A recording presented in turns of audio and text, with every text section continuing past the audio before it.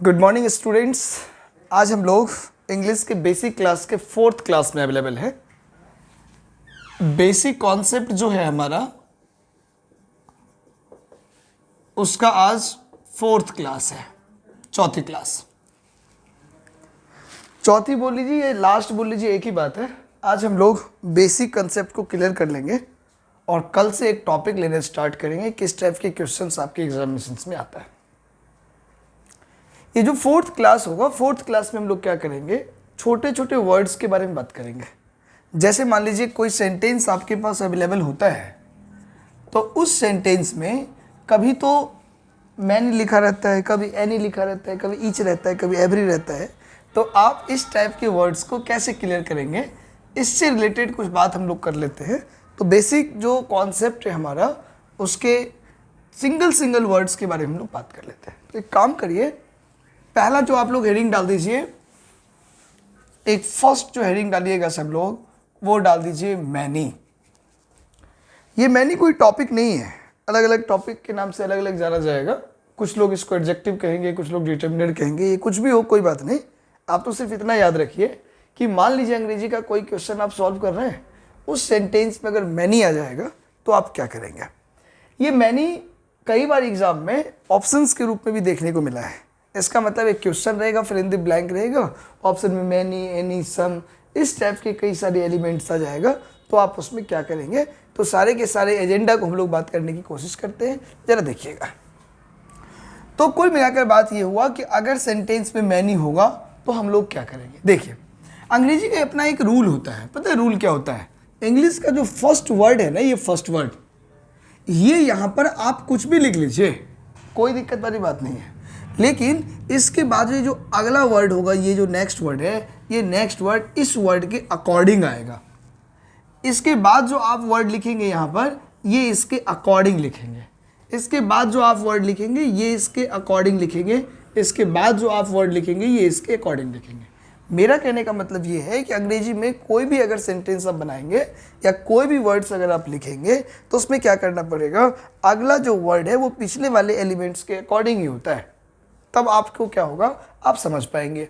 अब कोई विद्यार्थी बातचीत में आपसे पूछ ले कि बताइए कि अगर सेंटेंस में मैनी आएगा तो मैनी के सिचुएशन में आप क्या करेंगे, या किसी भी सेंटेंस में अगर मैनी दिखाई दिया तो आप क्या करेंगे। देखिएगा, बहुत ही सिंपल है, इतना आसान है कि सब लोग लगभग समझ ही जाएंगे। देखिएगा ये मैनी जनरली होता क्या है।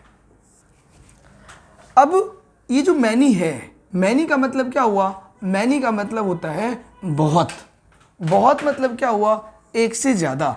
एक से ज़्यादा मतलब हुआ ये अपने आप पे क्या हो गया, प्लूरल नंबर। मतलब मैनी जो है इसका मतलब हो गया बहुत, बहुत मतलब एक से ज़्यादा, एक से ज़्यादा मतलब प्लूरल नंबर, ये हो गया। इसका साफ मतलब हुआ कि मान लीजिए ये सेंटेंस है और इस सेंटेंस में आपको यहाँ पर मैनी दिखाई दे रहा है, तो इसका जो अगला वर्ड आप यहाँ पर लिखेंगे, यहाँ पर आपको क्या लिखना पड़ेगा, प्लूरल नंबर लिखना पड़ेगा। अगर अगला वर्ड्स प्लूरल होगा तभी आपको राइट करना है, अगर अगला वर्ड प्लूरल नहीं है तो ये आपका रॉन्ग हो जाएगा। कुल मिलाकर बात ये हुआ कि जैसे मैंने मैनी लिख दिया, तो मैनी के बाद अगर कहीं पर स्टूडेंट लिखा हुआ है तो मैनी स्टूडेंट, ये क्या हो जाएगा, रॉन्ग हो जाएगा। स्टूडेंट की जगह हम लोग क्या लिखेंगे, स्टूडेंट्स। मैनी को आप बिल्कुल गंभीरता से पढ़िए, कई बार पेपर में 7-8 बार देखने को मिला है। मैं आपको बता दूंगा कि कौन कौन से एग्जाम में आया हुआ है, बहुत ही सिंपल है। तो मैनी कहीं पर भी आपको दिखाई देगा तो पहला कॉन्सेप्ट क्या हुआ कि मैनी के बाद आप क्या करेंगे, वर्ड जो लिखेंगे वो क्या लिखेंगे, प्लूरल लिखेंगे। तो मैनी स्टूडेंट नहीं होगा, क्या हो जाएगा, मैनी स्टूडेंट्स हो जाएगा। जैसे ही मैं आपको बोलूं कि प्लूरल लिखा जाएगा, इसका साफ मतलब हुआ कि आप यहाँ पर क्या करेंगे, सिंगुलर नहीं लिखेंगे, यहाँ पर स्टूडेंट नहीं आएगा, मटेरियल नॉन से रिलेटेड कोई वर्ड नहीं आएगा। तो ये पहला कंसेप्ट आपका हो गया। तो आप हेडिंग डाल दीजिए मैनी, और मैनी के नीचे लिख लीजिए भले ही कि अगर सेंटेंस में मैनी का प्रयोग होगा तो इसके बाद वाले वर्ड जो है वो हमेशा हम लोग क्या लिखेंगे, प्लूरल लिखेंगे। तो मैनी के बाद आने वाले वर्ड प्लूरल होता है। अब एसएससी ने क्या किया, 2015 की बात है और ये तो अक्सर आते ही रहते हैं, एक सेंटेंस उन्होंने पूछा। उन्होंने क्या सेंटेंस पूछा, जरा देखिएगा। सेंटेंस आया हुआ था, many a passenger was injured was injured in the bus accident yesterday. ये सेंटेंस एग्जामिनेशंस में आया हुआ है एसएससी के एग्जाम्स में। अब जिन बच्चों को मैनी के बारे में पता है वो आगे बढ़ ही जाएंगे। आप लोगों को मैंने बताया था, क्या बताया था कि जब भी सेंटेंस में आप गलती ढूंढेंगे तो टाइम में कोई गलती नहीं होगा, तो यस्टरडे अपने आप सही है ही, कोई दिक्कत वाली बात यहाँ पर है नहीं। अब देखिए, अब मैनी के बारे में सिर्फ आप एक बात जानते हैं। अब इसमें एग्जाम में इस तरीके का एरर था, मतलब पार्ट बना हुआ था, ये ए पार्ट था बना हुआ, ये आपका बी पार्ट बना हुआ था, ये आपका सी पार्ट बना हुआ था और डी में बना हुआ था नो एरर। ठीक है, बिल्कुल नॉर्मल बात हुआ। अब आप शुरुआत से देखिए, एक एक वर्ड्स को देखने की कोशिश करिए। अब यहाँ पर मैनी है, तो जो विद्यार्थी सिर्फ एक ही नियम जानता है, सिर्फ यही जानता है, उनका कहना ये था कि मैनी के बाद तो प्लूरल आता है, लेकिन यहाँ पर ए पैसेंजर हो गया। ए पैसेंजर का मतलब क्या हुआ, एक यात्री। तो लगभग 90% जो स्टूडेंट्स हैं उन्होंने सीधे तौर पर क्या कह दिया, ए पार्ट को आंसर करके आगे बढ़ गया। लेकिन आप ध्यान दीजिए, इस क्वेश्चन का आंसर ए नहीं है। तो मतलब ये हुआ कि मैनी के बारे में सिर्फ सिंगल कंसेप्ट से काम नहीं चलेगा। एग्जामिनेशंस जो क्वेश्चन आएगा वो आपको लगेगा कि आसान है, लेकिन उनसे मिलते जुलते आप एक्सेप्शन भी पढ़ लीजिए। तो मेरा मानना है कि अभी हम लोग मैनी के बारे में जितने भी एजेंडा है उन सारे एजेंडा को क्लियर कर लेंगे। तो मैनी का कोई भी क्वेश्चन, चाहे फिल इन द ब्लैंक का हो, एरर का हो या इम्प्रूवमेंट से रिलेटेड होगा, तो आप बड़ी आराम से समझा देंगे और बड़ी आराम से बना भी लेंगे। देखिएगा जैसे, तो जैसे मैनी सेंटेंस में आएगा तो मैनी के बाद हम लोग क्या करेंगे, प्लूरल लिखेंगे। अब इससे काम नहीं चलेगा। अब देखिए, अब आप ये देखना कि सेंटेंस में मैनी है या सेंटेंस में मैनी के बाद ए या एन है। अगर सेंटेंस में अकेले मैनी है तब तो उसके बाद जो वर्ड आएगा वो प्लूरल आएगा ही प्लूरल, कोई दिक्कत नहीं है। लेकिन आप एक नज़र देख लेना कि मैनी के बाद कहीं ए और एन तो नहीं। अगर ए और एन होगा तो ए का मतलब क्या हुआ, एक, एन का मतलब क्या हुआ, एक। तो ये जो वर्ड है ये अपने आप में क्या हो गया, अपने आप में सिंगुलर हो गया। तो जैसे सिंगुलर हुआ तो आप ध्यान रखिएगा कि मैनी के बाद नाउन तो प्लूरल होता है, नो डाउट, लेकिन मैनी के बाद अगर ए या एन है ना तो फिर से क्या हो जाएगा, सिंगुलर हो जाएगा। जैसे देख लीजिए, जैसे मैंने लिखा मैनी स्टूडेंट, ये तो रॉन्ग है, लेकिन अगर इसी बात को मैं ऐसे लिखूं मैनी आ स्टूडेंट, तो ये हमारा क्या हो जाएगा, सही हो जाएगा।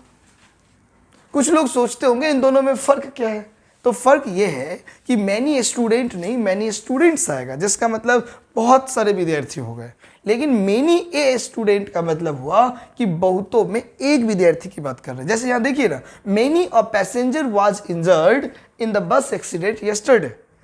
अब कुछ लोग सोच रहे बहुत यात्री घायल हो गए बस में, ऐसी बात नहीं है। बस दुर्घटना में बहुत यात्री घायल नहीं हुए। मेनी अ पैसेंजर मतलब बस दुर्घटना में बहुतों में यात्री कितने घायल हुए, सिर्फ एक ही यात्री घायल हुए। स्वाभाविक सी बात है, जब एक ही यात्री घायल हुए तो आगे वाज आएगा ही, ये है ही सिंपल बात। तो अब आपने क्या सीख लिया, अब आपने सीख लिया कि यदि सेंटेंस में मैनी आएगा तो मैनी के बाद तो प्लूरल होगा, लेकिन मैनी के बाद अगर ए या एन आ गया ना तो हम लोग क्या लिखेंगे, फिर से सिंगुलर लिखेंगे। तो ए आ गया, ये सिंगुलर हो गया, कोई दिक्कत नहीं। तो इसका जो आंसर है, अच्छे स्टूडेंट्स भी ए पार्ट करके आ जाते हैं। जल्दीबाजी में नॉलेज उनको रहता है, लेकिन जल्दीबाजी इतना रहता है पेपर में कि वो गलत कर जाते हैं। लेकिन इसका आंसर हमारा क्या हो जाएगा, डी हो जाएगा। इसमें कोई दिक्कत वाली बात नहीं है। अब देख लीजिए, जैसे कोई आपसे पूछ लेगा कि मेनी ए स्टूडेंट, यहां लिख देगा are reading the Hindi language. अब आप देख लीजिए ना, मेनी ए स्टूडेंट आ गया तो बहुत में एक विद्यार्थी की बात कर रहे हैं हम लोग। तो जब एक विद्यार्थी की बात कर रहे हैं तो यहाँ पर आर तो आएगा नहीं, तो यहाँ पर हम लोग क्या लिखेंगे, इज लिखेंगे। अब आपके पास दो रास्ते हैं, आप चाहें तो इस ए को हटा के स्टूडेंट्स भी कर सकते हैं। आप एक बात बताइए, अगर मैं ये लिखता कि मेनी स्टूडेंट्स आर, तो ठीक है, आर है तो मेनी स्टूडेंट्स, बहुत विद्यार्थी हो गया तो आर हो गया। तो अब आपके माइंड में एक क्वेश्चन आ रहा होगा कि तब तो हम इस तरीके से तो इसका आंसर ए भी कर सकते हैं। अगर आर को राइट मान लें तो ये मैनी स्टूडेंट्स करके ए पार्ट हमारा आंसर हो जाएगा, लेकिन ऐसी बात नहीं है। पहली क्लास में आपने ध्यान से सुना होगा, मैंने बताया था कि जब भी आप गलती ढूंढते हैं तो सब्जेक्ट में एरर नहीं होता है, मतलब सब्जेक्ट को कैंसिल करके चलना है। तो ये तो सब्जेक्ट हो गया ना हमारा, तो इसमें एरर नहीं करेंगे, इनके अलावा आपको एरर करना है। तो ये पार्ट्स क्या हो गया, एरर हो गया। कुल मिलाकर बात ये हुआ कि मैनी के बारे में आप समझ गए कि मैनी कहीं पर भी आएगा तो उसके बाद वर्ड होगा प्लूरल, ए और एन आएगा तो इसके बाद वर्ड आएगा सिंगुलर। सिंपल सी बात है, बड़ी आराम से आप समझ गए। चलिए अब क्या होता है, मैनी का जो क्वेश्चन है ना वो एग्जामिनेशन में फिल इन द ब्लैंक में आता है। फिल इन द ब्लैंक में कैसे आएगा तो उसको थोड़ा सा मैं समझाता हूँ। मैनी के बारे में डिटेल बात कर लीजिए, एक भी प्रॉब्लम नहीं रहना चाहिए आपके पास, धीरे धीरे आप सीख ही जाएंगे। देखिएगा मैनी का एक बेसिक एजेंडा क्या है, कितना सिंपल सी बात है। ये जो हमारा मैनी है, मैनी जो होता है ना ये अपने आप में 100% क्या होता है, पॉजिटिव मीनिंग देता है। ये नेगेटिव नहीं है, जैसे आप पढ़ते नोट, नो, नेवर, ये सब नकारात्मक शब्द है, लेकिन ये जो मैनी है ये क्या हो गया, 100% पॉजिटिव वर्ड हुआ। और दूसरी बात कि मैनी के बाद जो आप वर्ड लिखते हैं, जो नाउन लिखते हैं या कोई भी शब्द लिखते हैं, वो शब्द आपका क्या हो जाता है, प्लूरल हो जाता है। तो मैनी का पहला कंसेप्ट तो ये हो गया, क्या हो गया कि मैनी जो है ये 100% क्या करेगा, पॉजिटिव मीनिंग देगा। और मैनी के बाद जो नाउन आएगा वो क्या आ जाएगा, प्लूरल हो जाएगा। ये हमारा एक सिंपल बात हो गया, बहुत ही आसान बात। इससे मिलती जुलती बात मैं आपको बताता हूं। देखिए अंग्रेजी में एक वर्ड होता है जिसको हम लोग बोलते हैं द फ्यू। ये जो द फ्यू है ना ये भी 100% पॉजिटिव होता है, ये भी 100% क्या होता है, पॉजिटिव होता है। और द फ्यू के बाद भी, इसके बाद भी जो हम नाउन लिखते हैं ना वो नाउन भी क्या लिखते हैं, प्लूरल लिखते हैं। अब दोनों को आप कंपैरिजन करके देख लीजिए एक बार। परसेंटेज के मामले में भी दोनों बराबर है, नंबर के मामले में भी दोनों बराबर है। इसका मतलब क्या हुआ, इसका मतलब हुआ कि दोनों की जो कैरेक्टर है वो सेम है। जैसे आप किसी मेडिकल शॉप पे जाते कोई दवाई लेने के लिए, तो जो दवा आप नाम बोलते वो दवा मिलता नहीं है, तो दुकानदार दूसरा टैबलेट देते हैं और कहते हैं देखो ये टैबलेट भी वही काम करेगा। तो यहाँ पर भी वही बात है, आप आराम से लिख सकते हैं, क्या लिख सकते हैं, मैनी बराबर द फ्यू। कैरेक्टर के अकॉर्डिंग आप देख लीजिए। इसका मतलब क्या हुआ, इसका मतलब हुआ कि किसी क्वेश्चन का आंसर यदि आपके माइंड में मैनी आ रहा है और बाय द वे ऑप्शन में मैनी नहीं है, तो आपको दूसरा ऑप्शन क्या ढूंढना है, द फ्यू ढूंढना। अगर द फ्यू वहाँ पर अवेलेबल होगा तो आपका आंसर हो जाएगा। यही काम सिमिलरली अपन अपोजिट फॉर्म में भी करेंगे। अगर आपके हिसाब से द फ्यू आ रहा है आंसर और द फ्यू वहाँ पर नहीं है तो आप किसको टिक करके आ जाएंगे, मैनी को टिक करके आ जाएंगे, तो आपका आंसर क्या हो जाएगा, 100% राइट हो जाएगा। कोई दिक्कत वाली बात नहीं है। तो ये हमारा जो अप्रोच है ये मैनी को लेकर बिल्कुल क्लियर हो गया। आगे आप पढ़ेंगे few, a few, the few, जैसे मिनट्स के क्लास में हम डिटेल बात करेंगे। अभी तो बस मैं आपको एक कैरेक्टर बता रहा था कि किस टाइप के क्वेश्चंस को आप करेंगे। तो आप लोग मैनी हेडिंग डाल लीजिए। अब एक काम करिए, 1 मिनट में ये डायग्राम बना लीजिए सब लोग, जिससे आप क्लियर समझ जाएंगे। इनको बना लीजिए सब लोग, बहुत ही सिंपल है। नोट कर लिए सब लोग, बिल्कुल सिंपल बात है।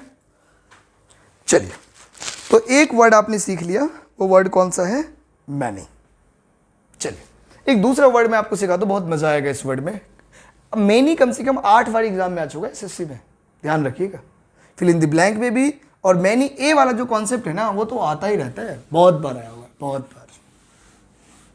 चलिए नेक्स्ट बात मैं बताने की कोशिश करता हूं, देखिएगा।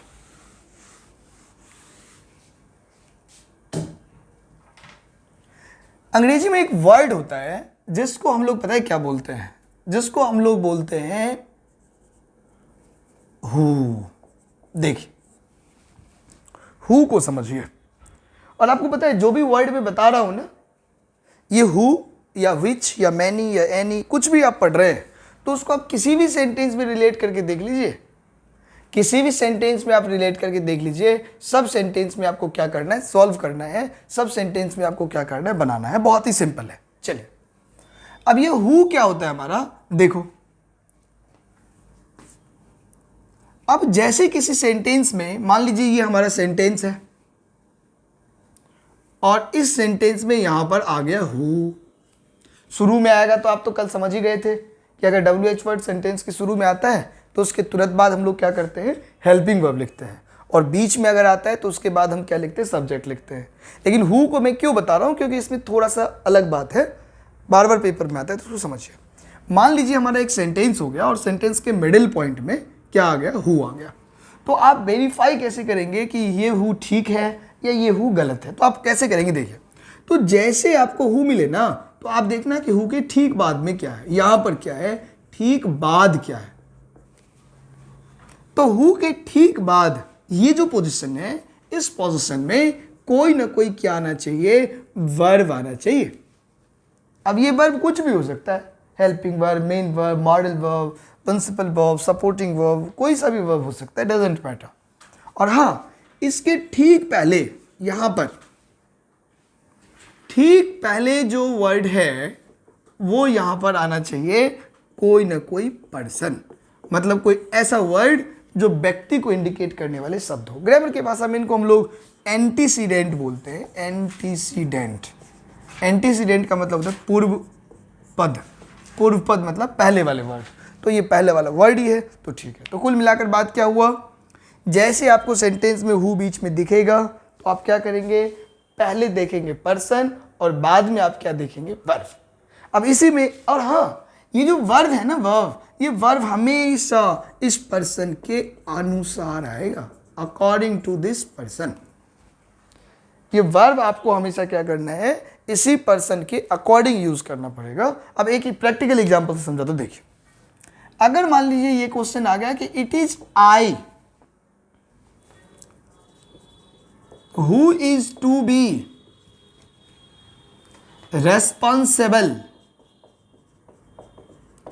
responsible for this bad condition।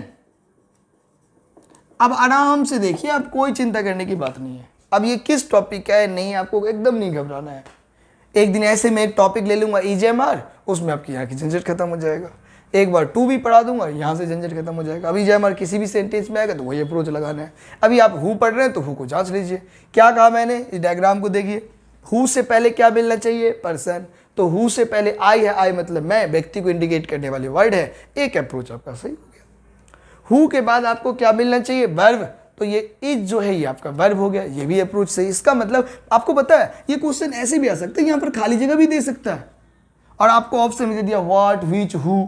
तो अब हु के बारे में अब सारे WH वर्ड मैं ऐसे करके सिखाऊंगा तो आप समझ जाएंगे। तो हु यहाँ आएगा ही, क्योंकि इधर पर्सन है, इधर वर्ब है। फिर मैंने आपको अभी अभी बताया कि ये जो वर्ब है ये किसके अकॉर्डिंग चलेगा, पर्सन के अकॉर्डिंग चलेगा। तो जब पर्सन के अकॉर्डिंग चलेगा तो पर्सन क्या है, यहाँ पर आई है, तो आई के साथ इज तो लगता नहीं है। इसका मतलब क्या हुआ, इसका मतलब हुआ कि इज को हटाओ और यहाँ पर कर दो एम, हो गया आपका आंसर। कितना सिंपल बात है बताइए। तो हु को लेकर कोई दिक्कत वाली बात नहीं है। जैसे मान लीजिए क्वेश्चन और आ जाए कि this is the student who is या हु आर लिसनिंग न्यूज। अब देखो ना कितना सिंपल है। अब यहां पर हु आ गया, अब यहां पर हु आ गया तो हु से पहले यहां पर क्या है, स्टूडेंट। स्टूडेंट मतलब एक ही विद्यार्थी हुआ। जब एक ही विद्यार्थी हो तो आर क्यों लगेगा, क्या लग जाएगा, इज लग जाएगा। तो मैं मानकर चलता हूं कि हु का कोई भी क्वेश्चन अगर आपके एग्जाम में आएगा तो आप बड़ी आराम से बना लेंगे। आगे भी देख लीजिएगा, पीछे भी देख लीजिएगा, हु के पहले क्या है, हु के बाद में क्या है। इस टाइप के अप्रोच आपके समझ में जल्दी आ जाएगा, कोई दिक्कत वाली बात नहीं, बहुत ही सिंपल है, कोई दिक्कत नहीं। चलिए, ये तो हु के बारे में बात हो गया। तो सब लोग नोट कर लीजिए इसको, एक तो डायग्राम बना लीजिए या फिर ऐसे लिख लीजिए कि हु के ठीक पहले पर्सन होता है, हु के ठीक बाद वर्ब होता है, वर्ब का प्रयोग पर्सन के अकॉर्डिंग होता है। और ये दोनों एग्जाम्पल नोट कर लीजिए। और इसका एक एक्सेप्शन है जो एग्जाम्स में आता है, उसको मैं समझाने की कोशिश करता हूँ। एक बार इनको नोट कर लीजिए सब लोग, बहुत ही सिंपल है।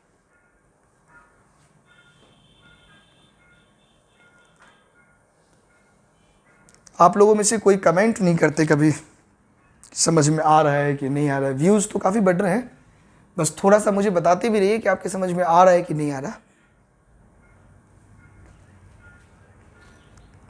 या तो आपके समझ में बिल्कुल ही आ रहा होगा या तो आप समझ ही नहीं रहे होंगे।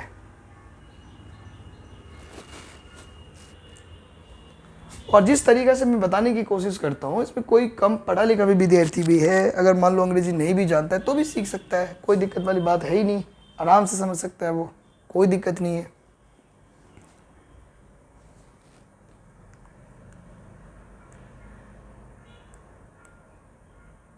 ठीक है, अब तक तो आप लिख लिए होंगे। अब हु के अप्रोच को लेकर अगला जो कॉन्सेप्ट है उसको समझिएगा। एक एग्जाम में क्वेश्चन आया हुआ था, क्या था क्वेश्चन देखिएगा। You are the same student, you are the same student who speaks English frequently। ये सेंटेंस था। अब इस सेंटेंस में बहुत सारे विद्यार्थी एकदम खुश हो जाते हैं कि चलो आंसर तो आ ही जाएगा। अब उनको यहां पर क्या दिखाई दे रहा है, हु दिख रहा है।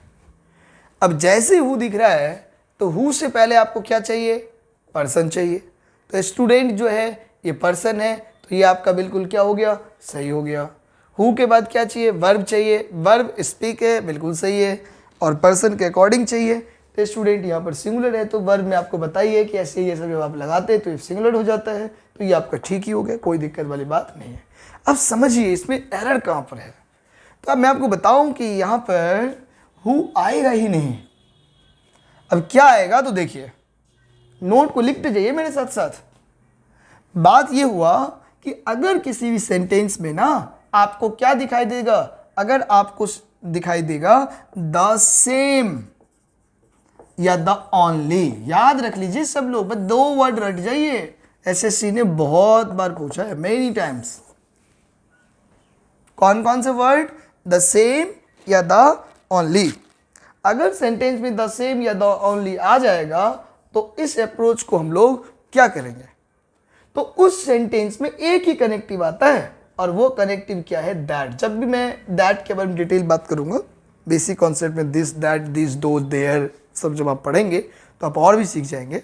अभी आप इतना याद रखिए कि द सेम और द ओनली आएगा तो उसमें आपको सिर्फ और सिर्फ क्या लगाना है, दैट। वर्ब तो एंटीसीडेंट के अकॉर्डिंग ही होगा, बस ये बात आप ध्यान रखिएगा। तो यहाँ पर द सेम आपको दिख रहा है, तो हु हमारा क्या हो जाएगा, कैंसिल हो जाएगा, और हु की जगह में हम लोग क्या लिख देंगे, दैट लिख देंगे। तो हु का एक्सेप्शनल पार्ट जो आपने देखा, जो हु नहीं आकर वहाँ पर दैट आता है, उस अप्रोच को याद रखिए। बहुत ही सिंपल है, धीरे धीरे आप समझ जाएंगे, कोई दिक्कत वाली बात नहीं है, बहुत ही आसान है। तो मैं मान कर चलता हूँ कि सब लोगों के समझ में हु भी आ गया और मैनी भी आ गया। तो मैनी में पहले क्वेश्चन एक्सेप्शन नहीं आते थे, बस मैनी के बाद प्लूरल फॉर्म वाले आ जाता था, लेकिन अब मैनी के बाद ए या एन वाले फॉर्म्स देने लग गए, तो उसमें आपको वो एक्सेप्शन याद रखना है। और हु वाले में द सेम और द ओनली देकर एसएससी या और भी किसी डिपार्टमेंट ने पूछने लग गया, तो आपको ये ध्यान रखना है। बहुत ही सिंपल है, कोई दिक्कत वाली बात नहीं, बड़ी आराम से आप समझ जाएंगे, बिल्कुल आसान बात है ना।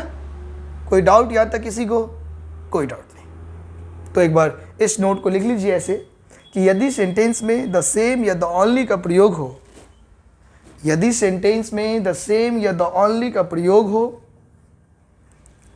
तो कनेक्टिव के रूप में सिर्फ दैट का प्रयोग होता है। कनेक्टिव के रूप में सिर्फ दैट का प्रयोग होता है। सिर्फ और सिर्फ हमारा क्या आएगा, दैट आएगा, दैट के अलावा कुछ भी नहीं आएगा। ये हमारा एक सिंपल बात है, बहुत ही आसान बात है। ठीक है, समझ गए सब लोग? चलिए, वेरी गुड। एक लास्ट वर्ड के बारे में हम लोग चर्चा कर लेते हैं, जिसको आप समझ भी जाएंगे। चलिए, इनको नोट कर लीजिए सब लोग, बहुत ही आसान है। पहले नोट कीजिए।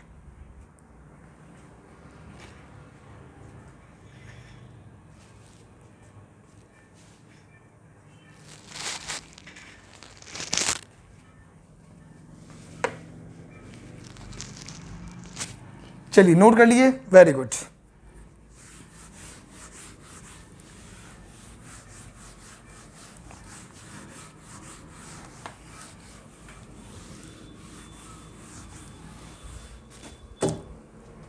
एक वर्ड होता है अंग्रेजी में, उनको कहते बेटा मच। ध्यान से सुनिएगा, मच। इन मच का मतलब भी होता है अधिक, बहुत। मतलब ये भी प्लूरल सेंस देता है, प्लूरल सेंस देता है ये। लेकिन ये प्लूरल सेंस किस सेंस में देता है? संख्या में नहीं, क्वांटिटी में। मात्रा में। तो इस बात को इस तरीके से ध्यान रखिए। तो बात क्या हुआ कि अगर सेंटेंस में आपको मच दिखाई देगा तो आप क्या करेंगे, तो जैसे ही मच दिखाई देगा तो मच के बाद देखना कि क्या है। तो मच के बाद ना आपको क्या दिखाई देगा, मटेरियल नाउन। मतलब अगर मटेरियल नाउन वहाँ पर रहेगा तो आप उसको सही कर दीजिएगा, मटेरियल नाउन नहीं रहेगा तो वो हमारा क्या हो जाएगा, गलत हो जाएगा। और ये जो मटेरियल नाउन है इसी का नाम है क्या, अनकाउंटेबल नाउन। कुल मिलाकर बात हुआ कि मच के बाद मटेरियल नाउन या अनकाउंटेबल नाउन का प्रयोग हम लोग करेंगे। तो मच के बाद मटेरियल नाउन या अनकाउंटेबल नाउन को हम लोग क्या करेंगे, लिख लेंगे।